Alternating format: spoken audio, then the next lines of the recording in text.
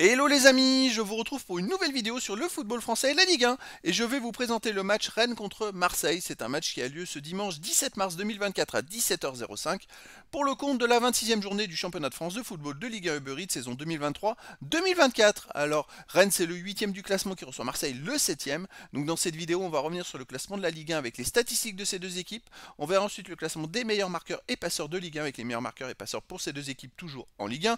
Puis on enchaînera par tous les résultats et stats de tous les matchs joués depuis le début de la saison, toutes compétitions confondues pour ces deux équipes, avec les résultats et stats de Rennes à domicile, les résultats et stats de Marseille à l'extérieur, et on terminera par les compos d'équipe et tactiques éventuelles, ce qui nous permettra d'avoir une idée, une tendance à ce match. Pour ceux qui souhaitent voir ce match à la télé, sachez que vous pouvez le voir sur Canal Plus Foot et DAZN.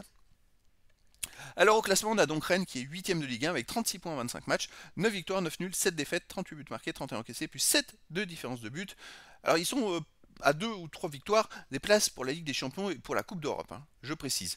Marseille de son côté est juste devant, mais ils ont 3 points de plus, ils sont 7ème avec 39 points en 25 matchs, 10 victoires, 9 nuls, 6 défaites, 40 buts marqués, 26 encaissés, plus 14 de différence de but. Marseille n'est plus qu'à quelques enjambées des places qualificatives pour la Coupe d'Europe et Marseille en plus vient d'enchaîner une belle série de matchs. Sauf cette semaine, on va le voir un peu plus loin, où ils ont perdu à Villarreal en Coupe d'Europe. Ils avaient gagné 4-0 le match, ils ont perdu 3-1 le match retour, c'est pas grave, ils sont quand même qualifiés. Mais une grosse défaite quand même. Au niveau des buteurs, pour Marseille, meilleur marqueur, Aubameyang est à 11 buts. Ensuite, Vitinha, Sarr, Ndiaye 3, Mounmania et Murillo avec 2 buts. Et pour Rennes, on a Kelly Muendo, Bourigeaud 6, Terrier Gouiri 5, Blas 4 buts. Et pour les passeurs décisifs, pour Aubameyang de Marseille est à 5 passes décisives. Ensuite, on a Sarr 4, Klose, Harit, Bemba, Ndiaye avec 2 passes décisives. Et pour Rennes, on a Bourigeaud 3, Doué, Gouiri, Terrier, Truffert avec 2 passes décisives. Les résultats toutes compétitions confondues cette saison, Rennes c'est 43 matchs joués, 21 victoires, 11 nuls, 11 défaites, 79 buts marqués, 51 encaissés plus 28 de différence de but. Alors sur les deux derniers matchs ils n'ont pas gagné, ils ont fait un nul et une défaite. Mais c'est vrai qu'avant ils avaient quand même enchaîné des belles séries. Et c'est pour ça qu'au classement ils sont bien remontés, parce que je pense qu'ils étaient beaucoup plus bas au classement.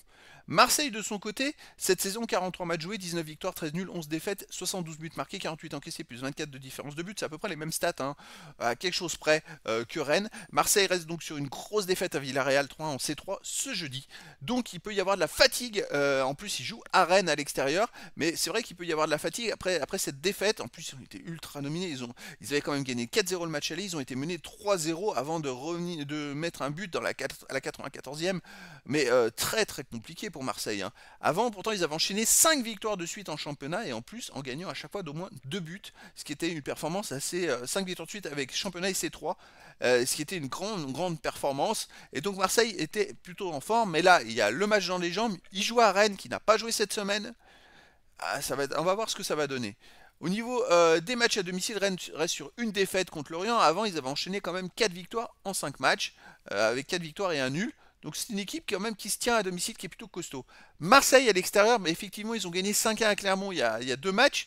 Mais les matchs autour, en fait, c'est des défaites ou des matchs nuls. C'est-à-dire que sur les 6 derniers matchs, ils ont fait une victoire, 2 nuls et 3 défaites. Donc c'est pas grandiose à l'extérieur. Et là, il y a la fatigue en plus.